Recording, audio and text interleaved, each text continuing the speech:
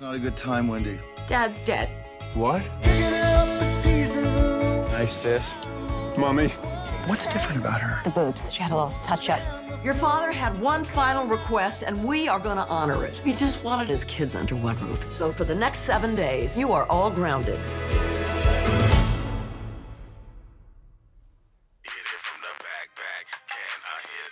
Hey. What? Oh, no, we're just sitting in an awkward silence. Whoops. We come apart there. Mom, close that robe. It's just breasts, Judd. Same ones you suckled at. No, Mother, those are not the same breasts you nursed us with. You got bionic breasts now. Is it the whole world or is it just his family? You need to put a baby in that woman, like, yesterday. Have you had your man parts checked? Since you may have emptied them over the years. My room is next to yours. My room is next to yours. I've been chasing this idea about a perfect life. But life is unpredictable and irrational and complicated. And I want a complicated life.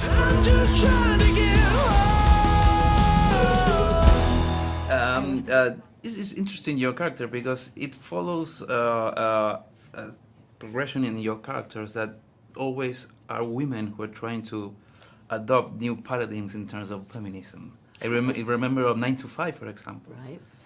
So that was struck a chord in you in terms of this character? It was just really well written. And there's not very many well-written parts for a woman my age. You know, that's complicated and funny and sexy and experimental and all of those things. It's just difficult to find. So, you know, my best friend produced the movie, Paula Weinstein, and I had been hearing from her over the years about the film and the project, and I knew I wanted to play the part. So when the time came, and then Tina and Jason had been cast, wow, I said, well, and would I love to be able to act with them? And so I fought for the part and I got it. Did you have to audition for the part? I didn't. I did. I don't know whether I had to, but I said I want to come in and audition. Yeah. And what scene did you do? I did. You know the scene where I tell Jason, you know, it's your dad loved you for who you were. You know, it's the scene up in the bedroom when I'm giving him a coat to wear to the temple. And I hug him and tell him how much his father loved. I did that scene, and then I did the scene where my robe opens and it shows my big tits. Funny. Yeah.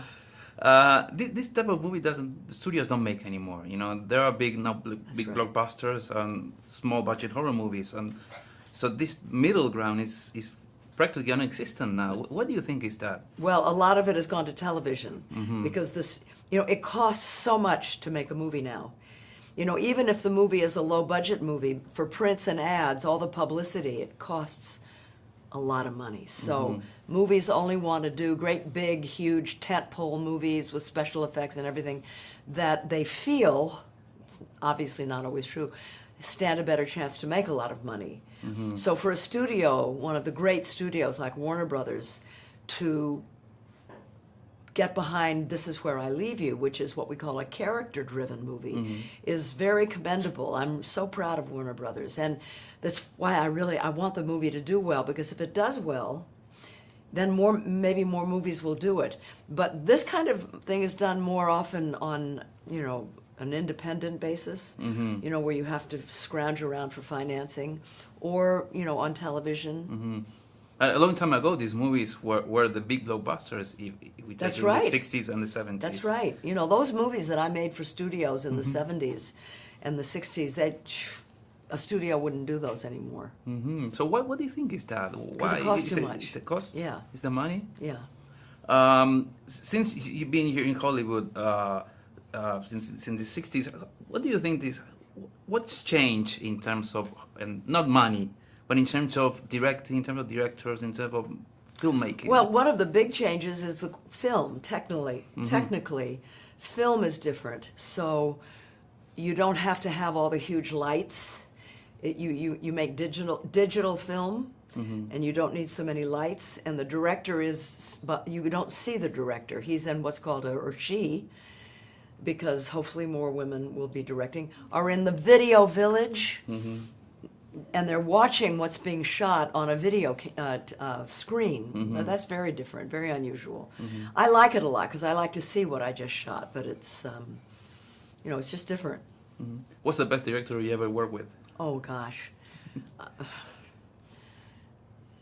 Alan Pakula, Sidney Pollack, Fred Zinnemann. I mean, I've worked with some great, great directors. You mentioned movies from the 70s.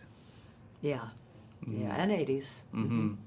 Okay, well, thank you very much. Pleasure. Thank you, pleasure. Bye-bye. Bye-bye.